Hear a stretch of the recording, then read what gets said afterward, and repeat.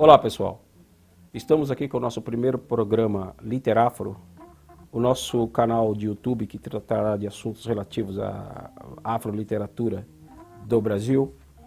E temos o prazer de ter como convidados hoje aqui do nosso programa um autor e uma autora de renome que tem trabalhos publicados nessa área.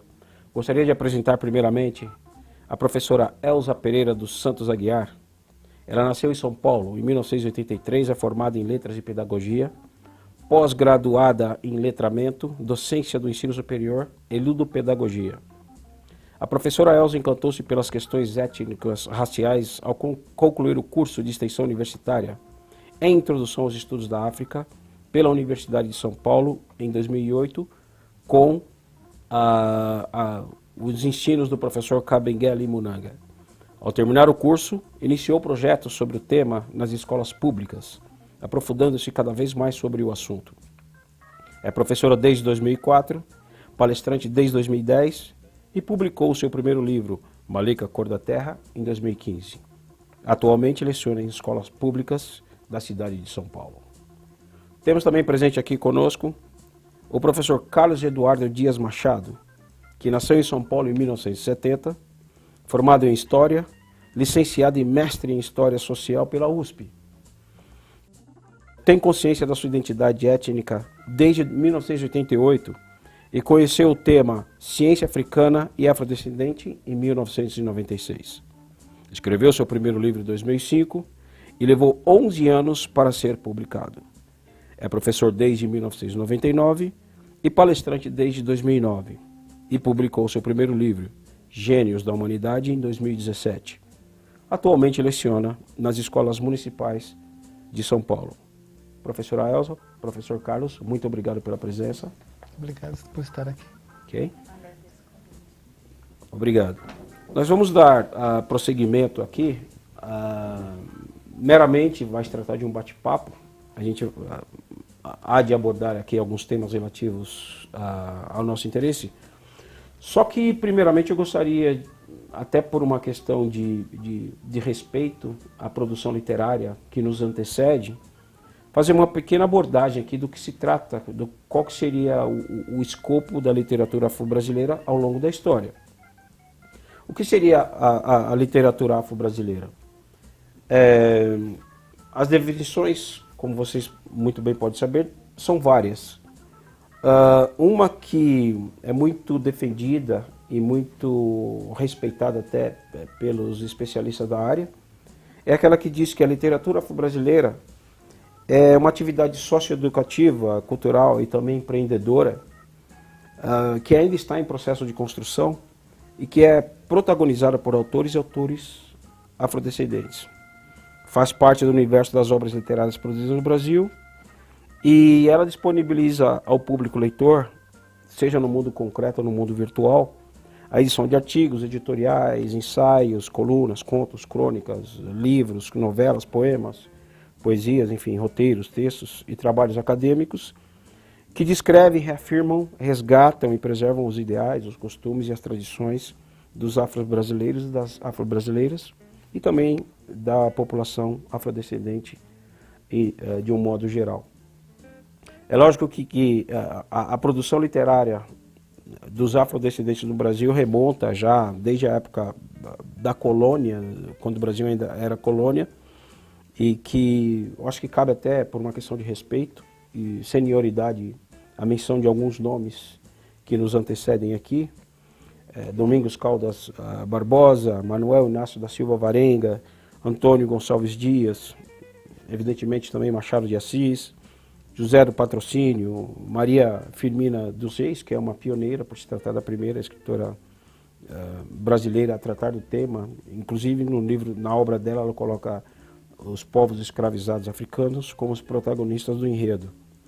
João da Cruz de Souza, Afonso Henrique de Lima Barreto, Lino Guedes, Solano Trindade, Carolina Maria de Jesus, entre outros e outras que a gente, ao longo dos outros programas, haveremos de dar o devido destaque e protagonismo.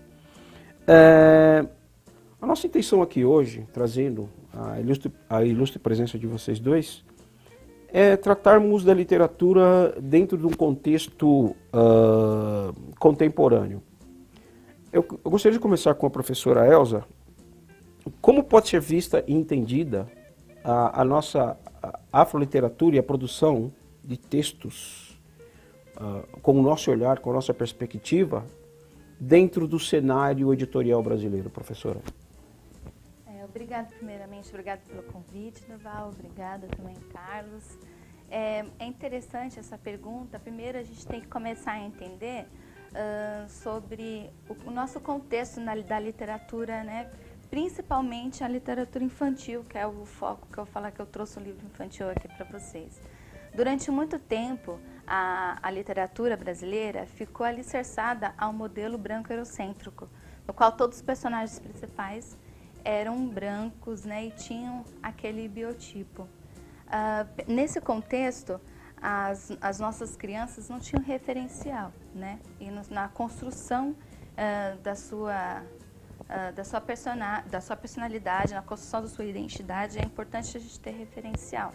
Foi apenas na década de 80, com a democratização do país, que alguns personagens, sem estereotipos, né, personagens negros começaram a ser destaque como personagem principal na nossa literatura. Pensando na literatura infantil, a gente pode falar, por exemplo, O Menino Marrom de Ziraldo, né, que começou a ter esse destaque, Menina Bonita de Laço de Fita, de Ana Maria Machado, que começou a ter também, até hoje, apesar de foi publicado na década de 80, até hoje, ainda é trabalhado na escola, né? Ainda não tem visibilidade dos autores, né, negros ou afrodescendentes e também dos personagens com essas características, né? Ainda o nosso acervo é pouco, apesar de começar na década de 80, ainda não tem muitos autores que falam sobre isso.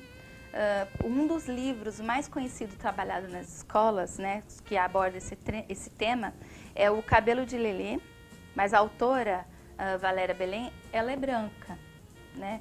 Agora, assim, livros infantis, no qual os personagens principais são negros e escrito por escritores afrodescendentes, ainda são poucos no Brasil.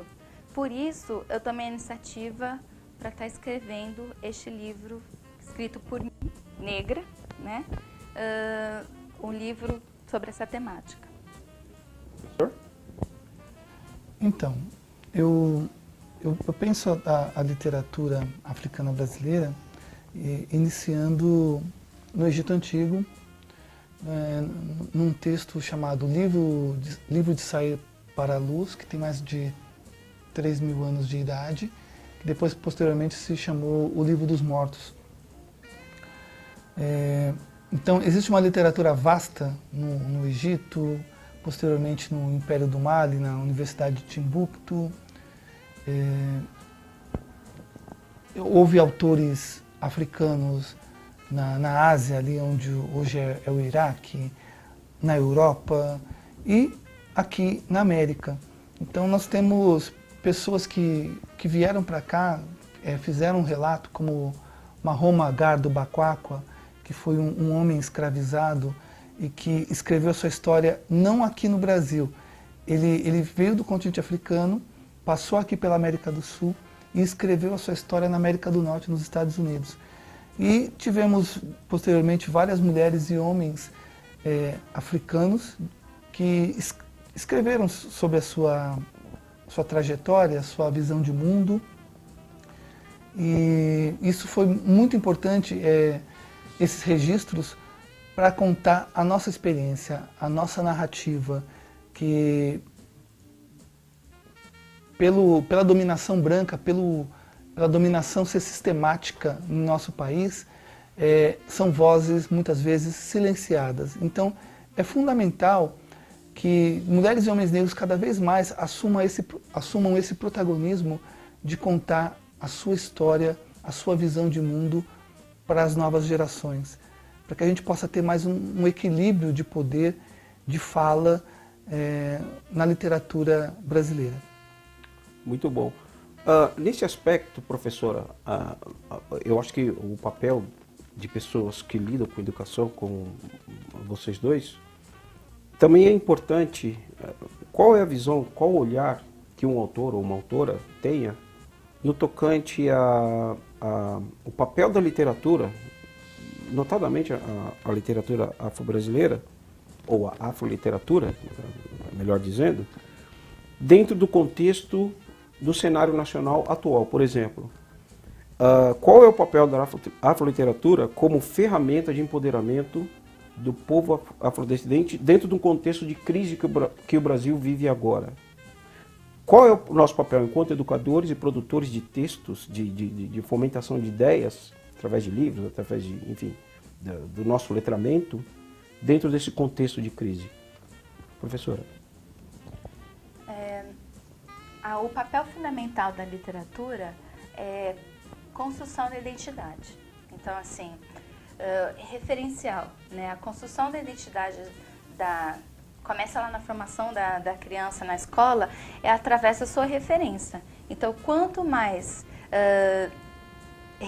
literatura que a gente explorar na escola com esse referencial, vai criar o quê? Que a criança aumente a sua autoestima na escola. Nesse contexto de crise que você falou, é importantíssimo o papel da literatura, sim. Ainda mais para criar autonomia, criticidade, identidade. Nesse contexto de crise, tudo começa com a crise de identidade na escola. Então, assim, é bastante polêmico, né, falando sobre esse assunto. É fundamental a gente apresentar ter um leque de referência para as crianças. Por exemplo, eu, durante a minha infância, sofri, né, muito em questão de identidade. Porque assim, eu sempre me assumi negra, mas eu fui muito criticada em referente a isso. Você tem traços brancos, né, você tem um cabelo mais claro, né, o contato com a literatura, dado mesmo pela minha mãe, né, o referencial de casa, ajudou também que eu me apoderasse dessa certeza, enfrentasse as questões da sociedade e também trabalhasse como motivadora das crianças. Então, o Carlos, que é o meu amigo aqui, ele vai poder explicar mais. Então, eu vejo a importância de escritoras e escritores negros no sentido de nós continuarmos o processo de descolonização das nossas mentes. A escravidão acabou há 129 anos atrás, a escravidão oficial, apesar de sabermos que ainda existe escravidão em nosso país. E esse assunto, principalmente devido ao momento político que nós estamos vivendo, é um assunto que está sendo ocultado, escondido. E nesse momento, nós precisamos descolonizar nossas mentes, porque a gente precisa pegar os nossos referenciais africanos e trazer para a nossa realidade, porque boa parte do Brasil, a maioria da população brasileira é de origem africana. Só que nós somos expostos a conhecimentos, a saberes que são eurocêntricos, ou então saberes que são africanos, mas que foram europeizados, e nós não sabemos as suas origens. Então é necessário, para que nós possamos construir nesse país igualdade de oportunidades para todas e todos, sem nenhum tipo de distinção, verdadeiramente, que a gente possa valorizar as autoras e os autores de origem africana, os afrodescendentes, os autores e autoras de origem indígena, para que a gente possa ter mais equilíbrio de poder neste país. Nós vemos, na realidade de hoje, um aumento de vozes, de autores, de narrativas indígenas e africanos. Mas durante muito tempo isso foi escondido, mas a maioria ainda hoje do mercado editorial, ele mostra uma realidade branca. Geralmente quem escreve no Brasil são homens brancos de classe média alta e ricos. E os personagens deles são geralmente pessoas que são semelhantes a eles, né? E são esses autores que são os mais visibilizados no mercado editorial. Então isso é necessário mudar essa realidade e incorporar outras vozes não hegemônicas na literatura brasileira. Professora Elza, qual foi o incidente, ou qual foi a virada de mentalidade ou fato que ocorreu na sua vida que lhe trouxe esse despertar étnico com relação à sua postura como mulher negra, perante os desafios da sua vida em sociedade? Algumas questões já começaram a ser levantadas ainda na infância, quando eu notei algumas diferenças entre a cor da pele entre os meus primos, né, que eram brancos, e eu com a pele mais escura. Meu pai é branco e minha mãe é negra. Então eu sempre ficava no meio termo quando criança e não sabia em qual papel assumir. Sou branca ou sou negra? Mas ao observar algumas ações em família que indiscretamente falava sobre o meu cabelo, né? Você precisa alisar o cabelo dela, né? Que às vezes tinha um comentário da minha família. Eu comecei a perceber que eu não me encaixava no perfil branco. Então eu comecei desde criança a me declarar negra, né? Quando eu fui crescer e estudar mais sobre o assunto, eu me encantei sobre as questões étnico-racial quando eu me engajei em um curso. Inicialmente, eu sou formada em letras, né? Me formei em letras com o intuito de corrigir alguns livros, porque desde criança eu tinha a vontade de ser escritora. Comecei a escrever minhas primeiras histórias aos 7 anos de idade. Então, eu resolvi fazer letras para me corrigir nos meus livros. Mas a minha paixão sempre foi história. Quando eu terminei o meu curso de letras, eu comecei a fazer a faculdade de história. Fiz 1 ano de faculdade de história. E nesse curso eu tinha disciplina História da África. Me encantei tanto que eu resolvi trancar o curso e procurar cursos que falassem só sobre a história da África. Aí participei do primeiro grupo de estudo da USP, que é Introdução em Histórias Africanas, do professor Kamegele Munanga, que ele era um dos professores, era um grupo de estudo aberto, né? E acabei conhecendo lá um príncipe nigeriano, o Otumba, né, que é chamado, que ele é Adekunle Munanga, o nome dele todo é Adekunle Munanga. Ele acabou me mostrando a ideia, o projeto que ele tinha de fazer um centro cultural africano. E aí eu comecei a frequentar um centro cultural africano depois da conclusão desse curso, e aí eu comecei a pesquisar, interagir mais sobre o tema.